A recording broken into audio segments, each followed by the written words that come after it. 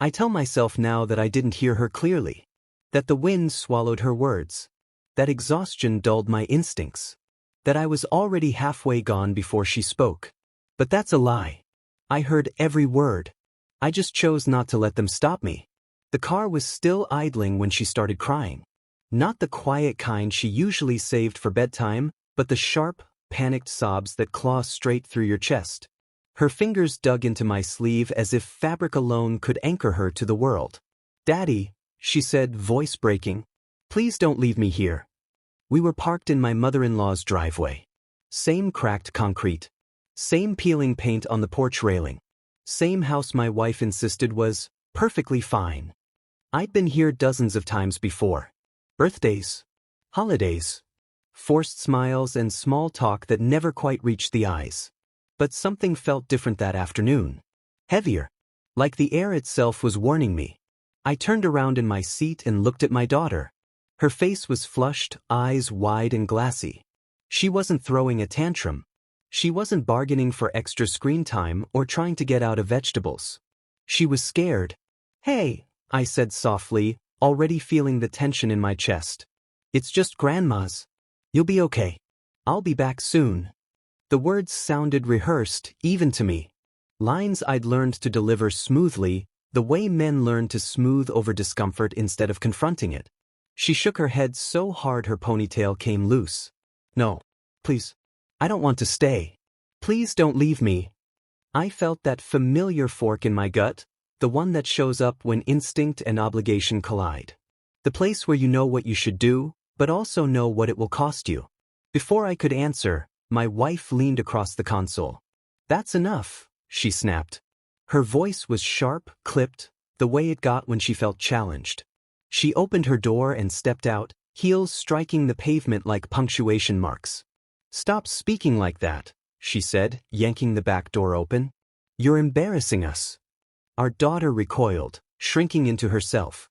I should have intervened right then. Should have unbuckled my seatbelt. Should have said something, anything, to slow the moment down. Instead, I stayed still. My wife grabbed her wrist, not violently, but firmly enough to make a point. The kind of grip that sends a message without leaving marks. "I don't want to hear another word," she said. "Do you understand?" My daughter looked at me. Not at her mother. At me. That look will follow me for the rest of my life. It wasn't anger. It wasn't defiance. It was a question. "Are you going to help me?" I opened my mouth. Closed it again. I told myself it wasn't my place to undermine my wife. That discipline was complicated. That kids exaggerated. That marriage required unity, especially in front of extended family. I told myself a lot of things men tell themselves when they're afraid of rocking the boat. "Say goodbye to Daddy," my wife said. My daughter lunged forward and wrapped her arms around my neck, squeezing like she might never let go. Her body was shaking. "Please," she whispered into my ear. "Don't leave me here." Something in her voice cracked open a door inside me I didn't want to walk through. Because if I acknowledged what she was saying, really acknowledged it, I would have to act. And acting meant conflict. Conflict meant arguments. Full of consequences I didn't feel equipped to manage. So I did what I'd learned to do best. I avoided. I kissed the top of her head. "I'll be back before you know it," I said. "Be good, okay?" Even as the words left my mouth, I knew they were hollow. She pulled back and stared at me, her lower lip trembling. I noticed then that she was clutching something in her fist. A small object, hidden against her palm. I almost asked what it was. Almost. My wife closed the door before I could change my mind. "Drive," she said, already walking toward the house. I watched my daughter through the rearview mirror as she stood in the driveway, small and rigid, her shoulders hunched as if bracing for impact. She didn't wave. I put the car in reverse. As I pulled away, her face disappeared behind the hedges lining the driveway. The silence in the car was immediate and suffocating. I gripped the steering wheel harder than necessary, jaw clenched, trying to force the tightness in my chest to loosen. "She'll be fine," I muttered to myself. "She's just sensitive." The words sounded wrong. Like I was trying to convince a witness, not myself. The drive home was only 20 minutes, but it felt longer. Every red light stretched. Every turn replayed her voice in my head. Please don't leave me here. I tried turning on the radio. Couldn't focus. Tried thinking about work, emails piling up, deadlines I was already behind on. That familiar pressure crept in, the one that always told me I didn't have room for emotional detours. I was 38 years old. A manager at a company that expected constant availability. A husband trying to keep a marriage from splintering. A father doing his best. At least, that's what I told myself. But somewhere between the highway exit and my driveway, another thought slipped in. What if I'm wrong? I shoved it away just as quickly. By the time I got home, I'd settled on a version of events that felt manageable. Kids resist change. My wife was strict but well-meaning. My daughter would calm down once the initial fear passed. Peace, I'd learned, often came wrapped in denial. I unlocked the front door and stepped into the quiet house. No toys scattered across the floor. No background noise of cartoons or humming. Just stillness. I set my keys down and leaned against the counter, suddenly exhausted. That's when my phone buzzed. A known number. I stared at the screen for a second longer than I should have. A flicker of unease stirred in my stomach. Then I shook my head and silenced it. Spam call, I told myself. Wrong number. I didn't answer. I went about my evening on autopilot, heated leftovers, scrolled through emails, stared blankly at the TV without absorbing a single word. Every so often, I'd glance at the clock, mentally calculating how much longer until we were supposed to pick her up. She'll be fine, I repeated. But the words were starting to fray. As night settled in, the house felt too quiet. Too empty. I checked my phone again. No messages. No updates. Just that missed call. I told myself I'd call later. After I finished one more thing. After I had a better handle on the anxiety tightening around my ribs. I didn't know yet that this was the last calm moment I'd have for a long time. I didn't know that the decision I made in that driveway, the one to leave, had already set something irreversible in motion. All I knew was that somewhere, miles away, my daughter was sitting in a house she'd begged me not to leave her in. And for the first time, the silence felt less like peace, and more like a warning. Peace, I've learned, is a word we use when we're afraid of the truth. That night, I kept telling myself everything was fine. Not because I believed it, but because believing anything else would have required me to act. I moved through the house like a guest who'd overstayed his welcome. Every room felt slightly off, as if something essential had been removed and the air hadn't adjusted yet. My daughter's shoes were still by the door. One sneaker tipped on its side, laces loose, like she'd stepped out of them in a hurry. I nudged them back into place with my foot. Order mattered to me. Always had. I liked things neat, predictable. At work, that made me reliable. The guy who didn't panic. The guy who smoothed things over. At home it made me quiet. I checked my phone again. No new calls. No texts from my wife. That should have reassured me. Instead, it made my chest tighten. I opened my laptop, more out of habit than purpose. Dozens of unread emails glared back at me. Subject lines stacked with urgency, quarterly targets, missed deliverables, a reminder about my upcoming performance review. I stared at the screen, trying to summon the familiar sense of pressure. The one that usually drowned everything else out. It didn't work. My mind kept drifting back to the driveway. To my daughter's face. To the way she'd held on to me like she knew something I didn't. I shut the laptop harder than necessary. This was the problem, I told myself. I was tired. Burned out. Overthinking things. Men my age didn't have the luxury of spiraling over every emotional moment. We had responsibilities. Mortgages. Careers that punished distraction. And marriages that required compromise. That was the word my wife liked to use. Compromise. She believed in structure. In rules. In obedience. She said children needed firmness or they'd grow weak. She said softness was how you raised failures.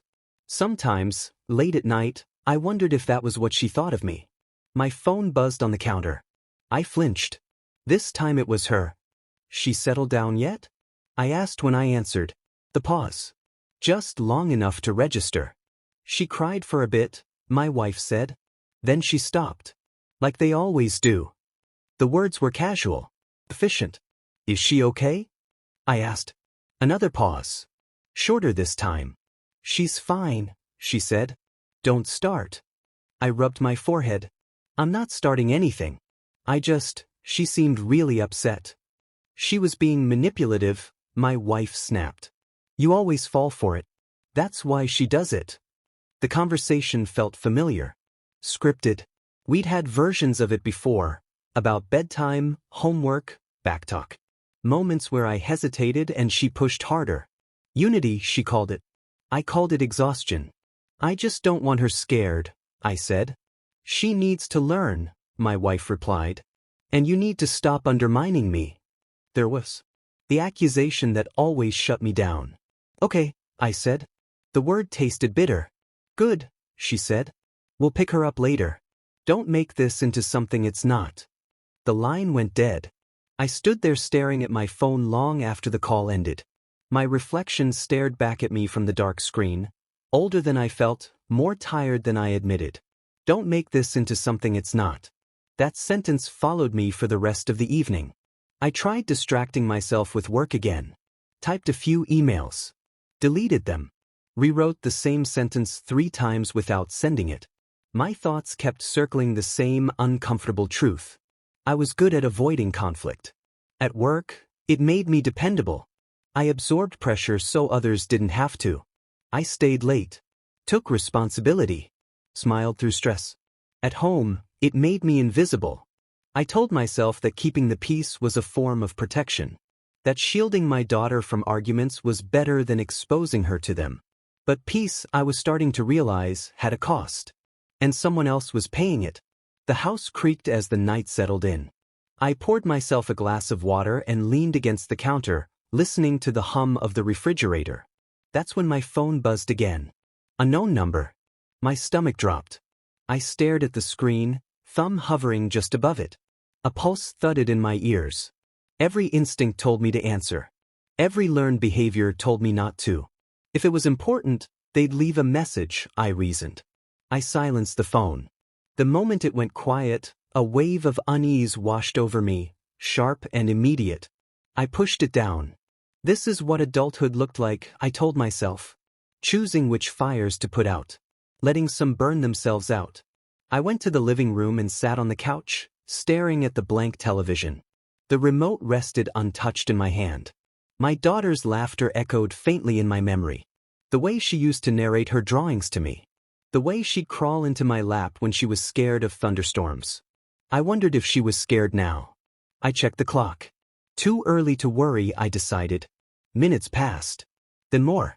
The silence grew heavier, pressing in on me from all sides. I found myself replaying the moment my wife grabbed her wrist. Not violent. Controlled. Intentional. A thought crept in, unwelcome and sharp. What if this wasn't about discipline? I stood up abruptly and paced the room, agitation buzzing under my skin. I told myself I was being paranoid. That stress was distorting my perspective. My wife wasn't a monster. Her mother wasn't dangerous. Families were complicated. Parenting was messy. I repeated those truths like mantras. Then my phone buzzed again. Same unknown number. This time, I couldn't ignore it. I picked it up, my heart pounding, and stared at the screen as it vibrated in my hand. I didn't know yet that the lie I'd been clinging to, the one we call peace, was about to shatter. All I knew was that whatever waited on the other end of that call was going to force me to confront everything I'd been avoiding. I took a breath. And finally, I answered. I answered the phone already knowing my life was about to divide itself into a before and an after. Hello. My voice sounded steadier than I felt. For half a second, there was only background noise, muffled voices, the distant echo of movement. Then a woman spoke. Is this Mr.? Yes, I said. This is him. My name is Rachel. I'm a nurse at Memorial ER. The room seemed to tilt.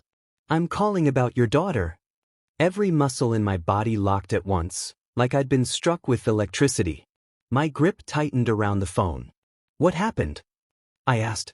She came in about 10 minutes ago, the nurse said gently. She was alone. Alone.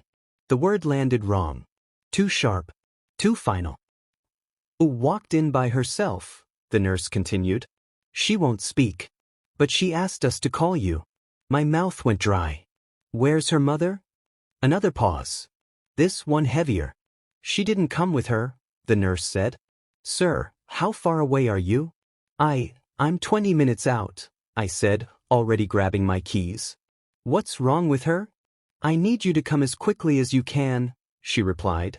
And drive safely. There was the phrase they use when something is very wrong but they're not allowed to say it yet. Is she hurt? I demanded. She has injuries, the nurse said carefully. She's stable. But there's something else. What? She's holding on to something, she said. She refuses to let go of it. My chest constricted so tightly I had to lean against the counter to keep from falling. What is it? I asked. I think it's best you see for yourself. The call ended before I could ask another question.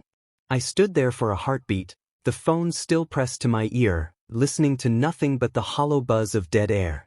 Then my body took over. I was out the door in seconds, barely registering that I'd left the lights on, that the house behind me was still silent and waiting. The night air slapped me awake as I sprinted to the car.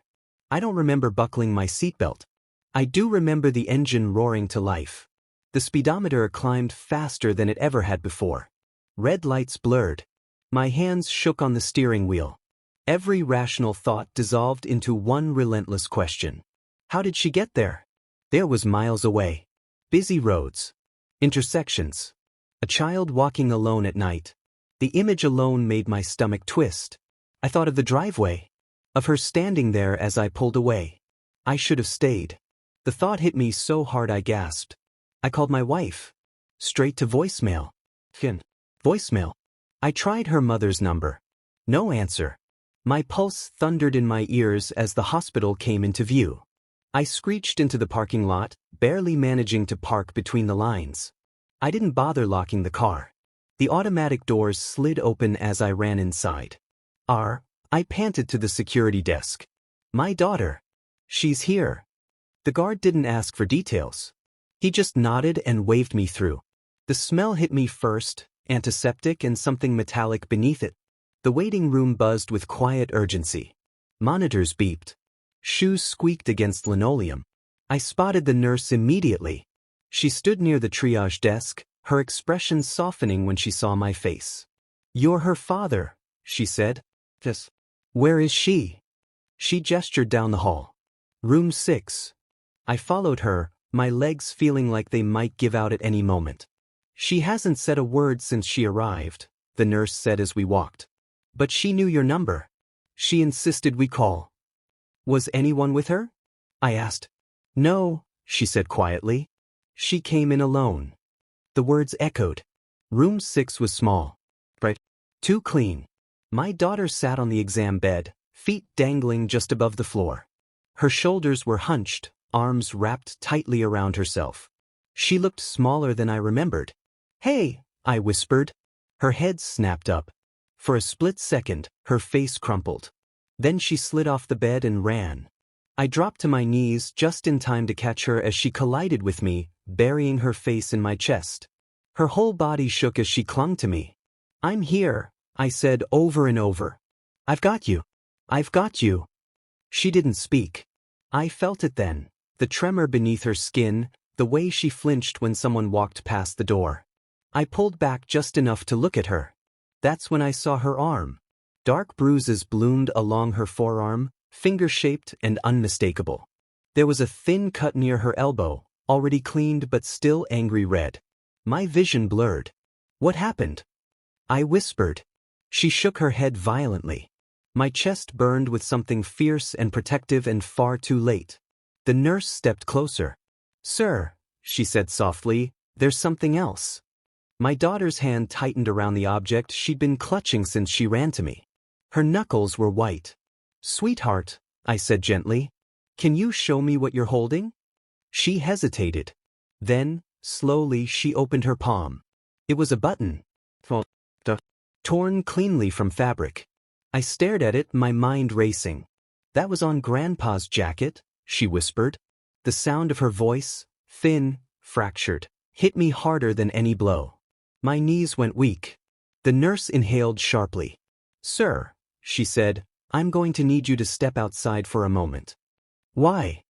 I asked, though I already knew. "We've contacted hospital security," she said, "and Child Protective Services." The room seemed to close in. Did she do the right thing? I asked quietly. The nurse met my eyes. Yes. I pressed my forehead to my daughter's hair, breathing her in like oxygen. "I'm so sorry," I whispered. "I should have listened." She didn't answer. She just held on to me. As they led me out of the room, my hands were shaking uncontrollably. In the hallway, a police officer stood waiting.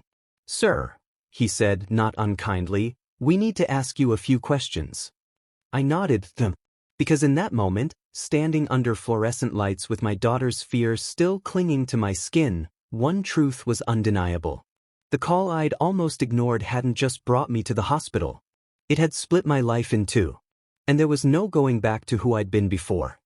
There are questions that don't need answers. I learned that sitting alone in a hard plastic chair outside room 6, staring at a wall the color of old bones, while my daughter lay a few feet away behind a closed door. No matter how many times the officer asked me to recount the day, my mind kept drifting back to the same moment. Her fingers digging into my sleeve, her voice cracking as she begged me not to leave. I answered their questions anyway. Addresses. Facts stripped of emotion, because that was the only way I could keep from breaking apart. "Yes," I said. "She was dropped off around 4. "Yes, my wife was there." "No, I didn't see any injuries when I left." Each sentence felt like a confession. The officer nodded, writing everything down with calm, practiced efficiency. He didn't accuse me of anything. That somehow made it worse. "Sir," he said finally, "right now our priority is your daughter's safety." I swallowed. "Is she going to be okay?" "She's physically stable," he said. "But we're concerned." Concerned. It was such a small word for something that felt so massive. A doctor came out a few minutes later. Middle-aged. Tired eyes. The kind of man who'd seen too much pain to sugarcoat anything. "She has bruising consistent with being restrained," he said quietly. "And a minor laceration that suggests she tried to pull away." My hands curled into fists. "Was she?" I couldn't finish the sentence. The doctor held my gaze. "We don't have evidence of sexual assault," he said carefully. "But trauma isn't always visible." I nodded, even though my throat was closing. "She won't speak," I said. "Except to me." "That's not uncommon," he replied. "Children protect themselves with silence when words feel unsafe." I pressed my palms against my knees, grounding myself, trying not to imagine what had happened in that house. Trying not to picture hands that weren't mine grabbing her arm. Voices raised. Doors closing. Guilt spread through me like poison. If I had stayed. If I had listened. If I had been the man she needed instead of the man who avoided discomfort. They let me back into the room once the initial assessments were done. My daughter sat on the bed again, wrapped in a thin hospital blanket that swallowed her small frame. The button was still in her hand. Evidence. She looked up when I entered. Her eyes were tired. Older somehow. I sat beside her slowly, careful not to crowd her space. "You don't have to talk," I said. "Not if you don't want to."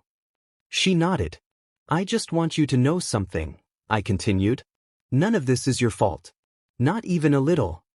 Her grip on the blanket tightened. I took a breath. "I should have listened to you." Her eyes flicked up to mine. "I'm sorry," I said. The words felt small, but they were all I had.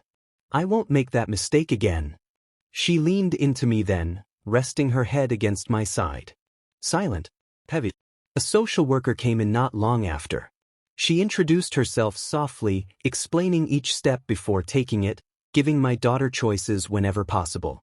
Watching someone offer my child the control I hadn't, I felt something inside me crack open. "Can I stay with my dad?" my daughter asked suddenly. The words startled all of us. The social worker smiled gently. "Yes," she said. "You can." My chest tightened. She hadn't said much. But she'd said enough. Later, when the room was quiet again, my phone buzzed. My wife. I stared at the screen, a cold heaviness settling over me. I stepped out into the hallway before answering. "What did you do?" she demanded the moment I picked up. "What did I do?" I repeated, stunned. "They called my mother," she snapped. "They're asking questions. This is ridiculous." I closed my eyes. "She's hurt," I said. "She came to the ER alone." "That's not my fault," she said. "She's dramatic. You know that." Something in me shifted then. Quietly. Permanently. "She was scared," I said. "And I left her." There was a pause. "You're overreacting," my wife said. "If you make this a big deal, you'll ruin everything." Everything. A marriage. Our image. Our carefully constructed version of normal. I looked back through the glass window at my daughter, curled up on the bed, clutching that button like a lifeline. "No," I said slowly. "What ruined everything already happened." "You don't know what you're doing," she said, her voice rising. "Think about your job. Think about custody." For the first time, the threats didn't land. "I am thinking about custody," I replied. "That's why I'm staying." I ended the call before she could respond. My hands were shaking, but my mind was clearer than it had been in years. Back in the room, my daughter looked up at me. "Daddy?" she whispered. "Yes," I said immediately. "You're not leaving again, right?" The question pierced straight through me. I knelt beside her bed so we were eye level. "No," I said. "I'm right here. And I'm not going anywhere." She studied my face, searching for something. Then, slowly she nodded. As she closed her eyes, exhaustion finally pulling her under, I stayed exactly where I was. Because I understood something now. What she wouldn't say, the details, the fear, the full truth, didn't matter as much as what she'd already shown me. Silence can be a language. And this time I was finally listening. There's a moment when fear stops being loud. It doesn't scream anymore. It settles. Becomes cold. Precise. And suddenly, you understand that whatever comes next is going to stay with you forever. That's how I felt sitting across from the detective in a small consultation room just off the ER. The lights were too bright. The chair was bolted to the floor. Everything about the space said this wasn't temporary. He slid a recorder across the table and asked for my permission to turn it on. I nodded. "State your name for the record," he said. I did. Then he asked me to tell the story from the beginning. So I did. I told him about the driveway. About the crying. About how my wife said she was being manipulative. I told him how I hesitated, how I convinced myself it wasn't serious. I didn't try to make myself look better. Because the truth didn't allow for that. "And you left her there anyway?" he asked. "Yes." The word landed like a weight on my chest. Why?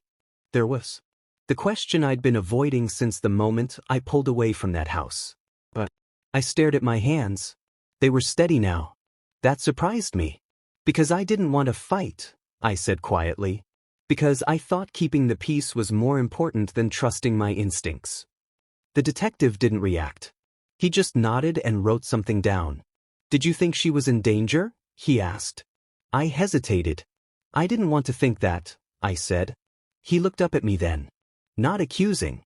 Not sympathetic. Just factual. "But you did," he said. I swallowed. Yes. That admission hurt more than anything else so far. He continued asking questions about my wife, her parents, the dynamic in their house. About past incidents. Raised voices. Physical discipline. Each answer peeled back another layer of denial. When the interview ended, I felt exposed. Like every excuse I'd built my life on had been stripped away and catalogued. Outside the room, a CPS caseworker waited for me. She had a folder tucked under her arm and a calm, measured voice. "Right now," she said, "your daughter will not be returning to that environment." I nodded. "She can stay with me." "We're evaluating all options," she replied. "Including that one." The implication was clear. Including the possibility that I might not be considered safe either. That was the cost of looking away. I was allowed back into my daughter's room once the interviews were done. She was asleep, curled on her side, one hand still clenched around the edge of the blanket. I sat in the chair beside her bed and watched her breathe. Every inhale felt like a gift. My phone buzzed again. My wife. I stepped into the hallway before answering. "Are you happy now?" she demanded. "Do you have any idea what you've done?" "They're investigating," I said. "They found injuries." "She exaggerates," my wife snapped. "You know that. You always let her get to you." Something hardened in me. "They saw the bruises," I said. "Doctors. Police. This isn't about feelings anymore." She laughed sharply. "So what? You're going to turn on your own family?" I closed my eyes.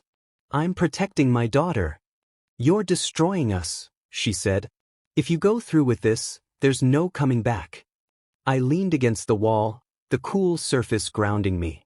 "There was no us the moment she begged me not to leave, and I did it anyway," I said. Silence. Then quieter, more dangerous. "You think you're some hero now?" she asked. "Wait until they ask why you left her there. Wait until they ask why you didn't stop it." The words stung because they were true. "They already asked," I said. "And I told them." "You told them what?" "The truth." Her breath caught. "You just signed away everything," she said. "Maybe. But for the first time, I didn't feel like I was drowning." I ended the call without another word. Back in the room, my daughter stirred. Her eyes fluttered open. "Daddy." "I'm here," I said immediately. She looked at my face for a long moment, like she was trying to read something new there. "Am I in trouble?" she asked softly. My chest tightened. "No," I said. "You were brave." She frowned slightly. "Even though I told?" "Especially because you told," I said. She thought about that. Then she nodded as if filing it away. Later, a uniformed officer came to update me. Charges were being considered. Statements were being taken. Things were moving. "This will get complicated," he said. "There may be court involvement. Custody hearings." "I understand," I replied. And I did. Because the story I'd been telling myself, that silence kept people safe, was gone. Silence didn't protect my daughter. It protected my comfort. That night, as she slept, I stayed awake in the chair beside her bed, replaying every moment I'd chosen quiet over confrontation. I saw a pattern. At work. At home. In my marriage. Avoidance disguised as maturity. Peace purchased with someone else's pain.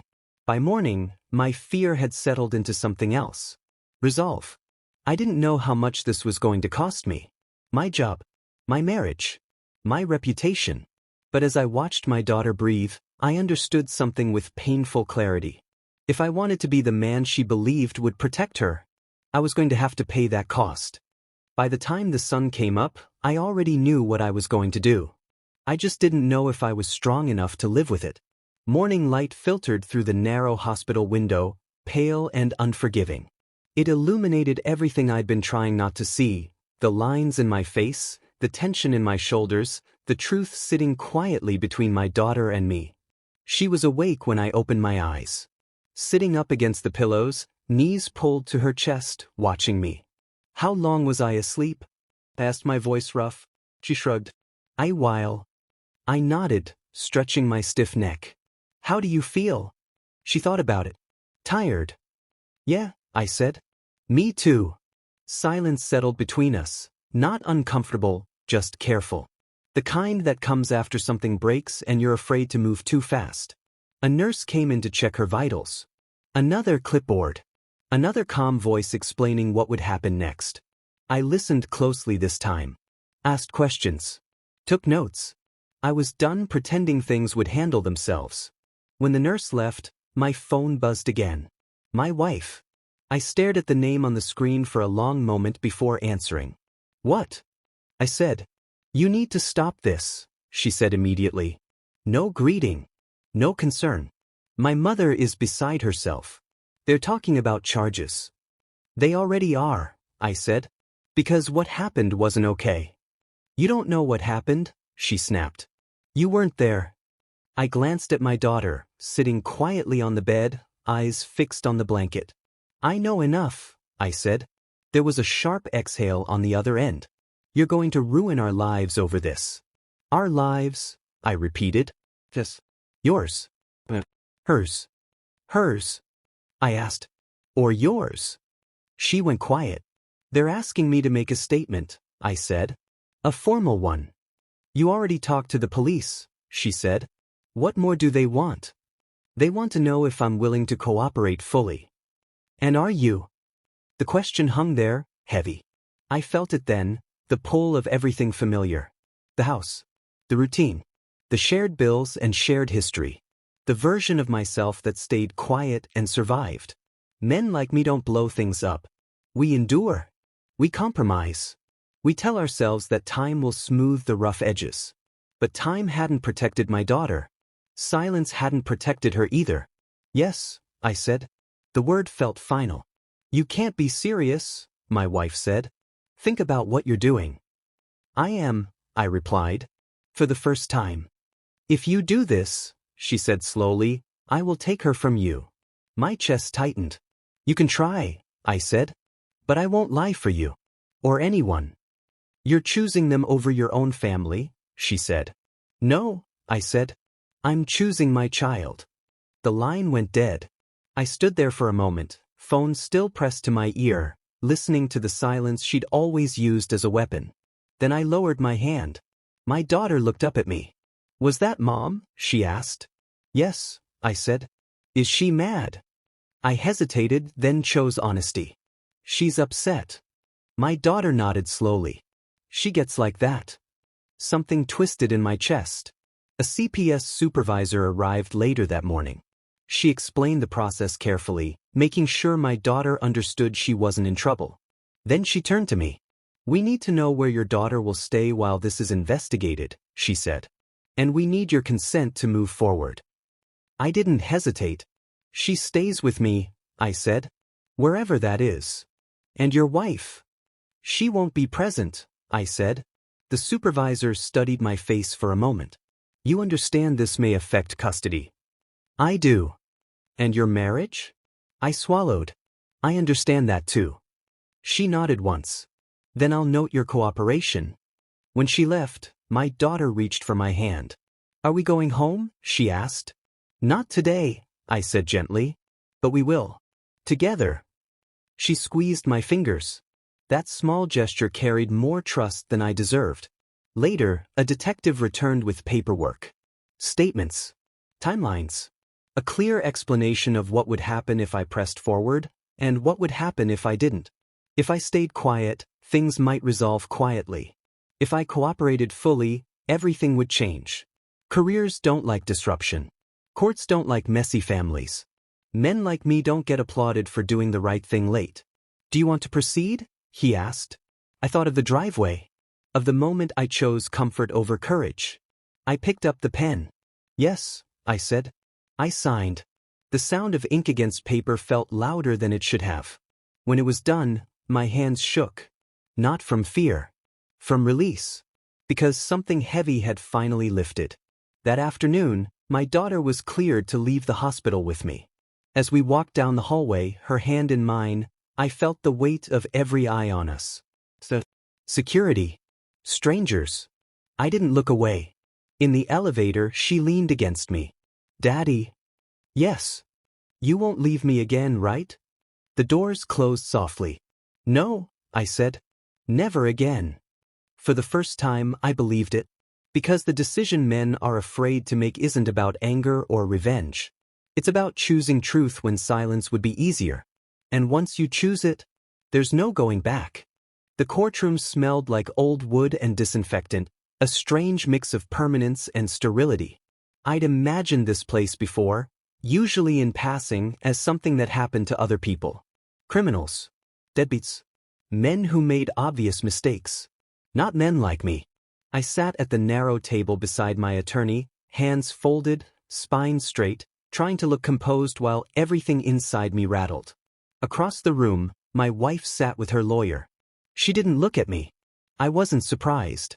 My daughter wasn't there. That was intentional. The judge had ruled it best she be spared the room, spared the weight of adult decisions she never asked to be part of. But I felt her absence like a missing limb. The judge entered. We stood. Saturday. The case was called. Words followed. Formal, procedural, stripped of emotion. Allegations. Temporary custody. Protective orders. I listened carefully. Not because I enjoyed it, but because I'd promised myself I wouldn't look away again. When my wife's attorney spoke, his voice was smooth, practiced. He talked about misunderstandings, about discipline taken out of context, about a father who panicked and overreacted. I felt the urge to stand up and interrupt. I didn't, because this wasn't about winning. It was about telling the truth. When it was my turn to testify, my attorney nodded once. I stood and walked to the witness stand, every step echoing louder than it should have. I raised my right hand, swore to tell the truth, and then I did. I told them about the driveway, about my daughter begging me not to leave, about how I hesitated, how I chose silence because it felt safer than confrontation. I didn't soften it. I didn't protect my image. I failed her, I said plainly. The room went quiet. My wife's attorney leaned forward. You're saying you knowingly left your child in a dangerous environment? I met his eyes. I'm saying I ignored my instincts, I replied. And my daughter paid for it. He tried to shake me, asked about stress, about work pressure, about my marriage. He suggested I was projecting guilt onto others. I answered every question. Yes, I was under pressure. Yes, I wanted to avoid conflict. Yes, I should have acted sooner. Each admission felt like stepping into cold water. Painful. Clarifying. When he finished, the judge looked at me over her glasses. Why should this court trust you now? She asked. The question cut through everything. I didn't rush my answer. Because I'm not asking for comfort, I said. I'm asking for responsibility. She studied me for a long moment. Then she nodded. My wife finally looked at me then. There was something in her expression I hadn't seen before. The ruling came shortly after. Temporary sole custody awarded to me. Supervised visitation only. Mandatory counseling. The gavel struck once. Just like that, the life I'd known was officially over. Outside the courtroom, reporters lingered. Not many. Just enough to make it feel public. I didn't stop. My attorney clapped me lightly on the shoulder. You did the right thing, he said. I nodded. But the right thing didn't feel victorious. It felt heavy. That afternoon, I picked my daughter up from the social worker's office. She ran to me the moment she saw me, wrapping her arms around my waist. Did it go okay? She asked. It did, I said. We're going home. She smiled, small, cautious, real. At home, everything felt different. Quieter. Safer. I walked her through the rooms, showing her where things were, reminding her this was her space. This is ours now, I said. She nodded. That night, after she fell asleep, I sat alone at the kitchen table. The house was silent, but not the threatening kind. The honest kind. My phone buzzed. A message from my wife. You didn't have to do this. I stared at the screen for a long time. Then I typed back. I did. I set the phone face down. For the first time, I wasn't waiting for the other shoe to drop. I wasn't bracing for impact. I was standing exactly where I should have stood from the beginning. And even though the ground beneath me was unfamiliar, it felt solid. I used to think resolution meant relief. That if I did the right thing, the weight would lift, the noise would quiet, and life would return to something familiar. It didn't. What came instead was responsibility that didn't clock out. Morning light slipped through the blinds, pale and honest. I woke before my alarm, the house already awake in its own way, pipes settling, the fridge humming, the faint breath of my daughter down the hall. I lay there for a moment, listening, letting the stillness tell me what it could. We were safe. Not healed. Not whole. But safe. I made breakfast slowly, deliberately. Eggs, toast, the kind of ordinary routine that felt ceremonial now. When she padded into the kitchen in socks too big for her feet, she watched me for a second like she was checking whether the ground still held. Can I help? She asked. Yeah, I said. You can stir. She smiled and took the spoon with both hands. Small things mattered more now. At therapy later that week, the room smelled like chamomile and pencil shavings. The therapist spoke gently, but she didn't soften the truth. Healing, she said, isn't a straight line. Safety is built through consistency, not promises. I nodded and wrote it down, not because I'd forget, but because I wanted proof I'd heard it. My daughter drew while we talked. Crayons scratched across paper, houses, stick figures, a sun that took up too much space. When the therapist asked her how she felt at home, she didn't answer right away. She glanced at me. That look used to break me. Now I met it without flinching. Okay, she said finally. Most of the time. Most of the time was enough. Work didn't pause for my transformation. Deadlines still came. Emails still stacked. But something in me had shifted. I stopped staying late to avoid going home. I stopped saying yes to everything that kept me away. When my boss asked if I could travel for a week on short notice, I shook my head. I can't, I said. No explanation. No apology. He studied me, surprised, then nodded.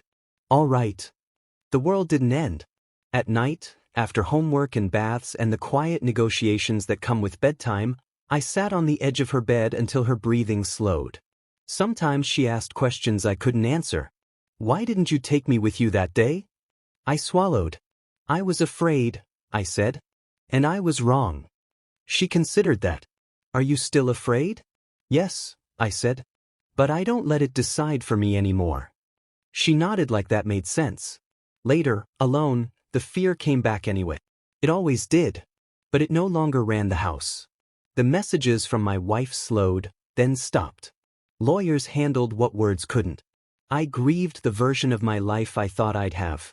The intact family, the shared history, the illusion that endurance equaled love. Letting go wasn't clean. But it was necessary. On a Sunday afternoon, we went to the park. The air smelled like cut grass and hot concrete. She climbed the jungle gym with careful determination, testing each rung before trusting it. I didn't rush her. When she reached the top, she looked back at me, pride flickering across her face. Did you see? She called. I saw, I said. I'm right here. That mattered more than anything I'd ever said before.